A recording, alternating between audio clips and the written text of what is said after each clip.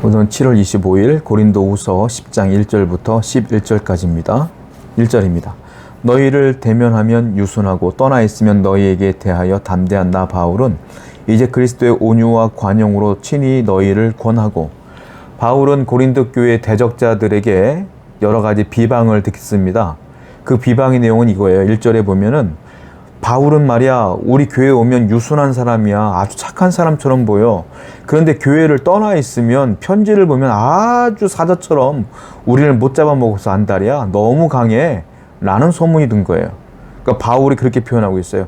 너희를 대면하면 유순하고 떠나 있으면 강한 나 바울은 이렇게 표현하고 있어요. 이건 억울한 마음을 표현하고 있는 거예요. 사람들이 그렇게 바울을 욕했을 때 바울을 가슴 아프게 했던 건 뭐냐면, 그런데 사랑했던 그 성도들 가운데 그 대적자들의 말에 동요하는 사람들이 많이 있었어요. 그것이 바울을 힘들게 했어요. 직접 만나서 대화도 하고 밥도 같이 먹고 예배도 같이 드렸던 그 성도들이 그 대적자의 말에 혼란을 갖고 자기들이 직접 대했음에도 불구하고 그들을 따라 동조하는 그 모습이 바울에게는 참 속상했다라는 거죠. 그런데 바울이 뭐라고 말합니까? 나 바울은 이제 그리스도의 온유와 관용으로 친히 너희를 권한다. 그럼에도 불구하고 바울은 억울함에도 불구하고 나를 비난하고 욕하는 사람을 누군지도 알매도 불구하고 나는 그러나 온유와 관용으로 너희를 권한다 라고 표현하고 있어요. 온유하고 관용한 마음으로 사람을 대하는 거죠. 여러분, 그렇습니다. 성도는요, 억울할 수 있지만, 비난받을 수 있지만 이렇게 생각하시면 돼요. 바울은 그랬을 것 같아요. 그들이 뭐라 할지라도 하나님은 아시죠, 내 중심을. 그러면 마음이 편해져요. 하나님은 아시면 돼요. 그러다 보니까 날 욕하는 사람들을 관용으로, 온유함으로 바울이 대할 수 있었던 거예요. 여러분도 마찬가지입니다. 우리가 성도를 대할 때 온유함으로, 관용함으로, 사랑함으로 대해야 되지 않겠습니까? 그래야 서로가 행복한 신앙생활이 될 수 있을 것 같아요. 언제 어디서 무엇을 하든 누구를 만나든지 간에 우리 성도는 항상 온유함으로 다가가야 되며 관용함으로 이해해 줘야 될 줄로 믿습니다. 그것이 궁극적으로 우리가 거룩하고 성결하게 살아가는 삶의 방식이 아닐까 싶어요. 2절입니다. 또한 우리를 육신에 따라 행하는 자로 여기는 자들에 대하여 내가 담대히 대하는 것 같이 너희와 함께 있을 때에 나로 하여금 이 담대한 태도로 대하지 않게 하기를 구하노라. 바울이 온유와 관용함으로 대한다라고 말했지만 2절에 보면 그러나 너희들 가운데 육신을 따라 행하는 자가 있다라는 거예요. 근데 그 사람들에게는 내가 담대하게 대한다 라고 말하고 있어요. 바울은 똑같이 다 성도를 사랑하지만 육체를 따라 행하며 쾌락을 따라 행하며 타락의 길을 걸으며 죄악된 길을 걷는 사람들은 담대하게 그들에게 권면하겠다라고 말하는 거예요. 기본적으로 신앙 있는 바울은 정말 사랑이 충만한 사람이지만 죄 앞에서는, 죄악된 삶을 살아가는 성도 앞에서는 아주 단호했고 담대했다라는 거예요. 이것은 죄다, 가면 안 된다, 하면 안 된다라고 분명하게 얘기했다라는 거예요. 여러분, 성도는 이러한 삶의 태도가 분명히 필요합니다. 죄는요, 그냥 술에 술 탄 듯, 물에 물 탄 듯 그냥 괜찮아 넘어가면은 그것이 골마 터져요, 나중에. 그러니까 죄는 공동체 안에서 없어야 돼. 개인의 삶도 마찬가지예요. 여러분의 삶 속에서도요, 이 죄악된 삶을 내가 산다면 끊어 없애야 돼. 담대함이 필요해. 이 권면을 받아들이는 자는 서로 영적으로 살아가는 거지만 이것을 받아들이지 못하는 사람은 영적으로 망하는 거죠. 그러므로 우리가 해야 될 일은 해야 된다. 죄입니다, 떠나세요 라고 하는 것들은 분명히 얘기해야 된다라는 것은 바울이 얘기하고 있어요. 3절부터 5절입니다.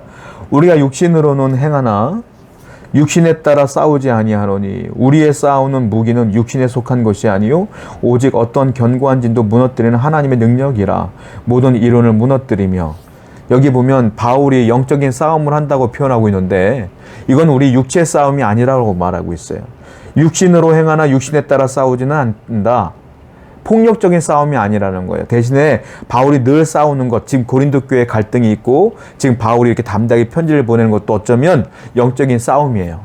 영적인 싸움이라고 표현하는 거예요. 왜?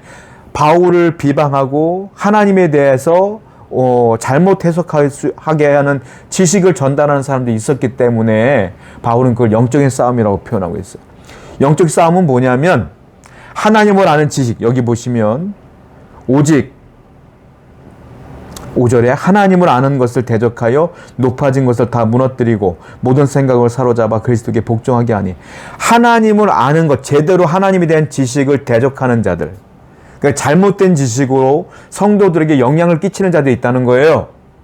나는 그들과 영적인 싸움을 한다. 근데 영적인 싸움은 하나님의 능력으로 말미암아 이길 수 있다. 육신의 힘으로는 이길 수 없다라는 거예요. 여러분, 그렇습니다. 성도들이 중요하게 여겨야 될 게 있어요. 교회는 중요하게 여겨야 될 게 있어요. 외적인 건 중요하지 않아요. 뭐가 중요하냐? 하나님에 대한 지식을 제대로 증거하는 교회가 돼야 된다.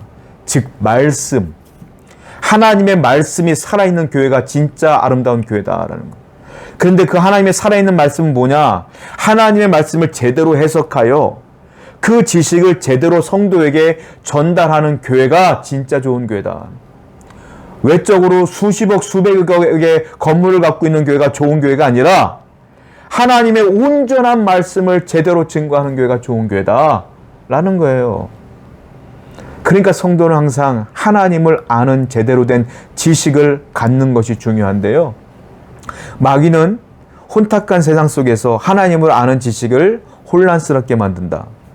무신론자들의 이론을 통하여, 대적자들의 이론을 통하여, 이단들의 이론을 통하여, 어떤 권력자들, 힘 있는 사람들의 언변을 통하여 여러분들이 갖고 있는 하나님에 대한 올바른 지식을 흔든다라는 거예요.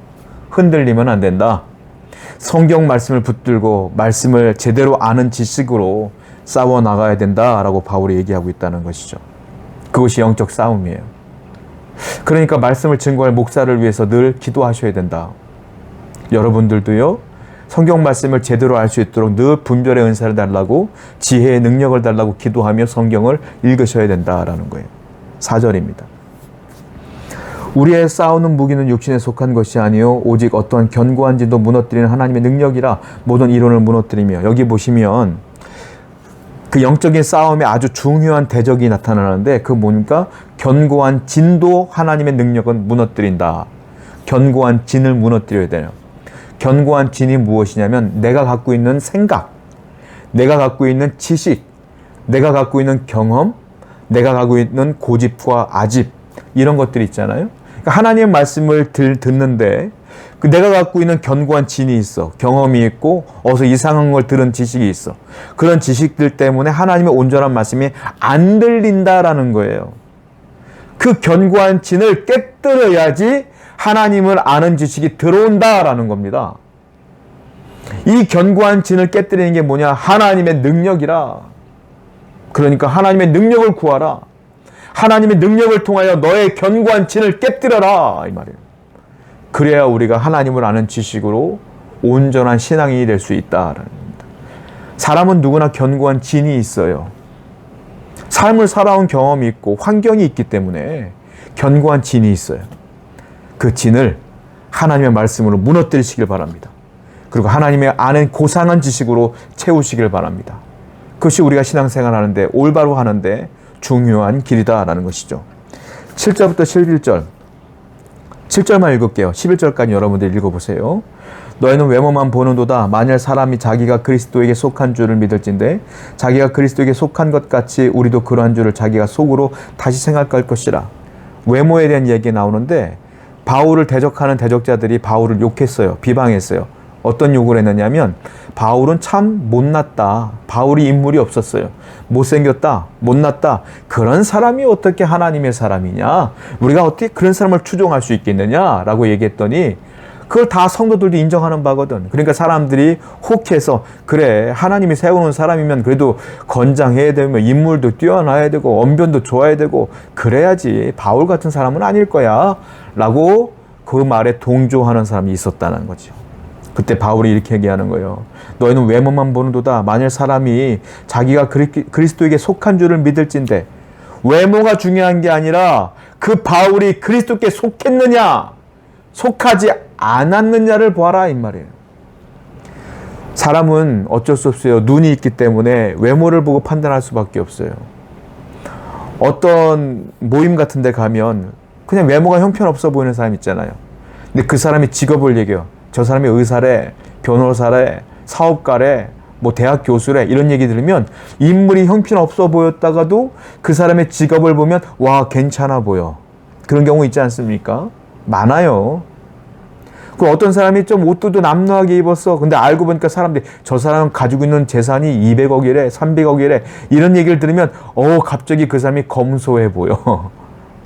외모를 보는 건 어쩔 수 없어요. 사람인지라. 그런데 바울은 계속 강조하는 거예요. 외모를 보지 말아라.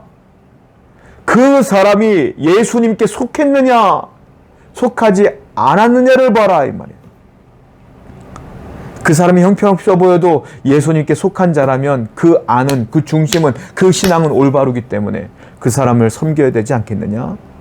사랑해야 되지 않겠느냐? 이 말은 무슨 말이냐면 결국은 바울은 성도를 대할 때 그 사람의 외모를 보지 아니하고 그리스도께 속했느냐 안 속했느냐를 본다는 거예요. 근데 그 마음에 뭐가 있느냐면 그를 사랑하는, 예수님을 사랑하는 사랑이 밑받침되어 있는 거예요.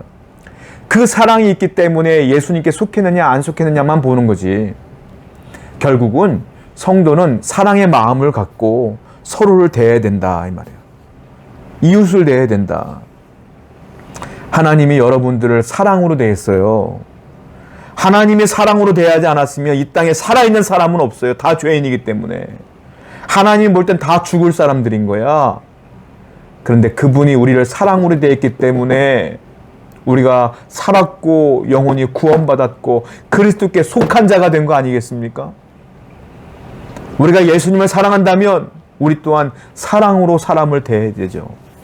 우리 교회는 서로가 서로를 사랑으로 대해야 될 줄로 믿습니다.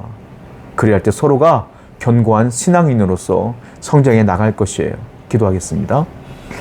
우리가 하나님 언제나 내 안에는 견고한 진을 하나님을 아는 지식으로 무너뜨리게 해주시고 사람을 외모로 취하지 아니하며 그 안에 그리스도께 속했는가를 보는 사랑의 마음으로 대할 수 있도록 인도하여 주옵소서.